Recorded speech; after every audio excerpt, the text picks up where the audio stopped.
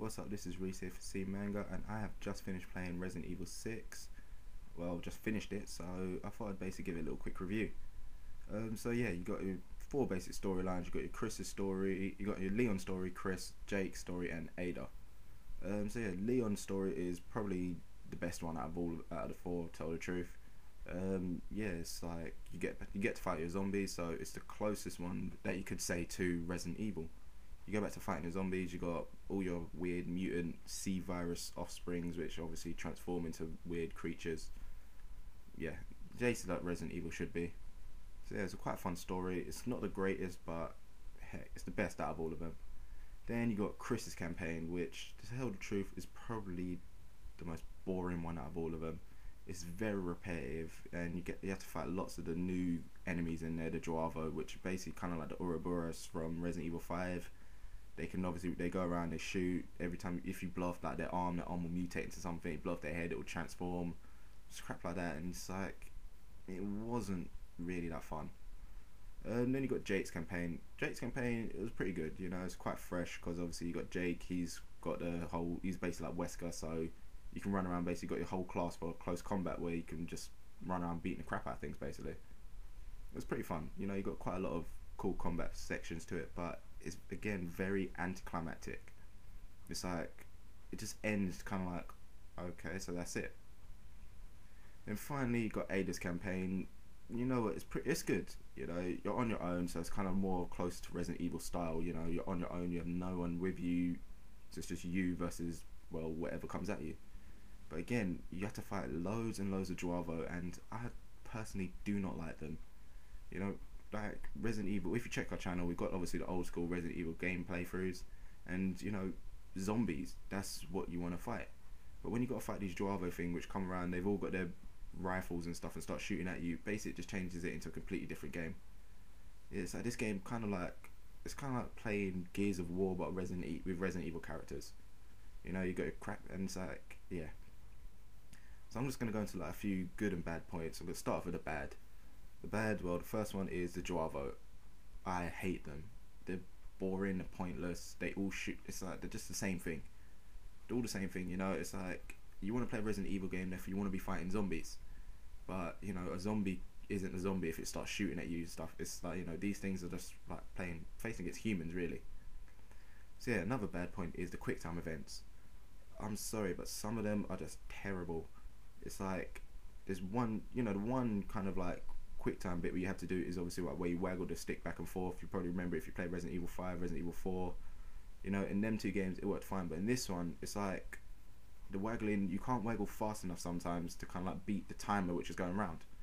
So you end up dying, and then, you know, it ends up becoming a lock. You kind of end up having to memorize where this point is so you know what you're gonna do. It's the same with the kind of like, you know, the reaction. Say if someone jumps at you and then you can react to it. It doesn't fire off half the time, and then when it does, it fires off so quickly that you really don't have time to react. Another bad point is there's quite a lot of random sections in it.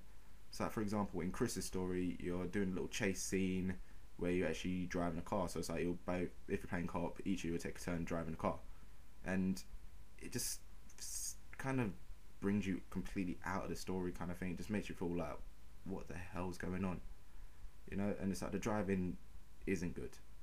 Capcom should just stuck to what they were good with the shooting, because that is good.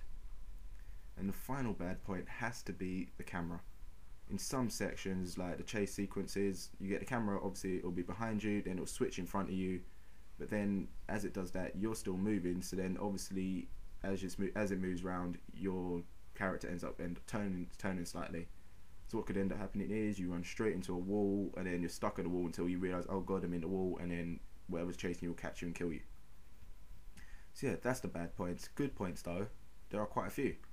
For one, the AI in this one is a hell of a lot better. The AI is nice and smart, it will actually help you, it will figure out what it's got to do. It's just refreshing, obviously, from Resident Evil 5 where the AI was just, well, dumb as shit. Just put simply, it was stupid. Another good thing is, well, weapon switching now is nice and easy. You know, you got a much bigger inventory slot. Not as big as like Resident Evil 4 where you can obviously fit all your weapons in however you want and upgrade your case, but heck, you got enough space to basically pick up your weapons and sort out your health. Another good point is obviously now you can move and shoot, which has been well, non-existent in every single Resident Evil game. But now you can actually move, strafe, shoot at the same time, so it makes your life a lot easier if you've got to run, but still, it still becomes the same thing. You end up running to one side, turning around, shooting, running to the other side, turn around, shoot. And one more good thing, again, is, well, the combat. So if you remember rightly, before you couldn't really do any sort of combat. If you was trying to do melee hits or anything, you pull out your knife, or it would just literally be reaction time, QuickTime event. But in this one now, you can actually properly fight off zombies. So something comes up to you, punch in the face, take a shot into its leg, run up to it, and, well, beat the crap out of it. So yeah, if I was to give this whole game a rating, I'm gonna go over 7 out of 10. So I know you're thinking, what, 7? But you said so many bad things. But you know what? At the end of the day, it's an alright game.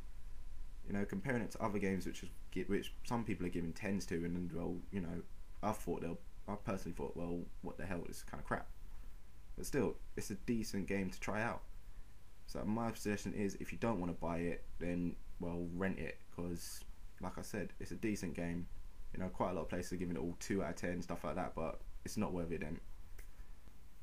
So yeah guys, leave your comments below. Love to know what you guys think of Resident Evil 6. Tell me points of the game which you did like, which you didn't like, all that stuff. If you enjoyed the video, as usual, give it a little thumbs up. Check out the channel for more. We've also got like old school Resident Evil gameplays, and stay tuned for more.